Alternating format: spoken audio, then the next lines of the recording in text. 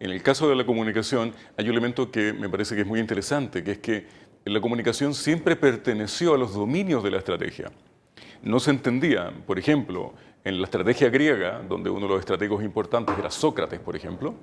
no se entendía que un buen strategos, que significaba originalmente general de ejército en la raíz griega,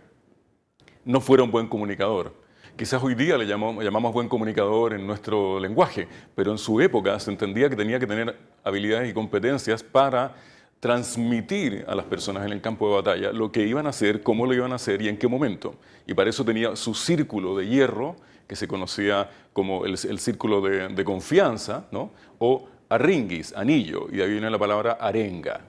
Y arengar era una manera de transmitir y de comunicar lo que íbamos a hacer en la estrategia, particularmente en ese caso, en el campo de batalla,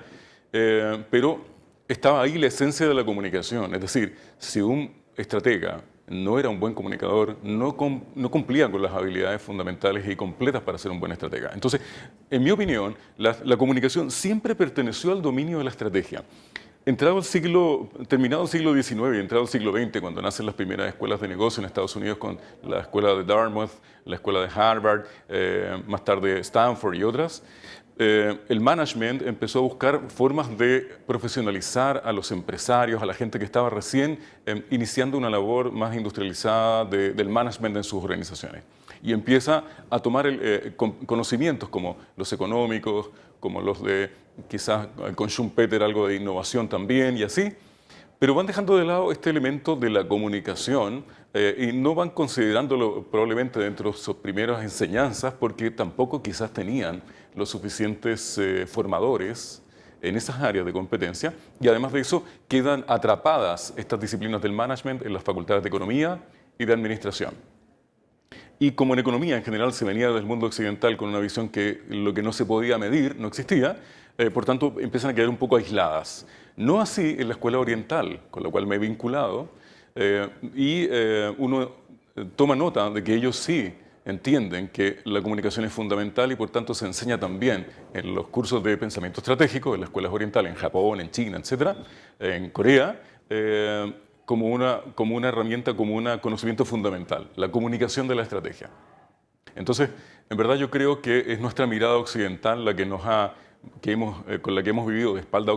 a Oriente y que hemos visto el mundo de una manera muy fragmentada, la que por estas condiciones de esta historia de crecimiento y de enseñanza del management en general, fue dejando a la comunicación un poco, digamos que en un segundo plano. Pero a partir de la experiencia, sobre todo después del año 1945, después de la Segunda Guerra Mundial y de la experiencia de trasladar esos conocimientos al mundo de la empresa, como pasa normalmente después de las guerras, yo pienso que surgió este movimiento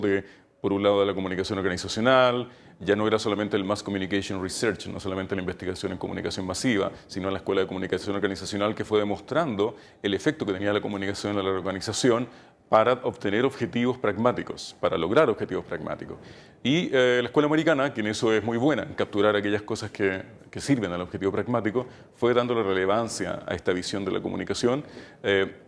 como algo que agrega valor en circunstancias en que la industria y el mercado comienzan a madurar. Y cuando la industria y el mercado madura, entonces son aquellas cosas que nos parecían que eran detalles las que pueden hacer la diferencia. Por tanto, aquellas cosas que nos parecían detalles, como la comunicación, como la relación con los públicos, etcétera, empiezan a no ser un detalle, al punto que hoy día incluso la valoración de marca, ¿no? El BAV o el Brand Asset Value, la valoración de marca del intangible de la empresa, no puede dejar de lado los elementos que son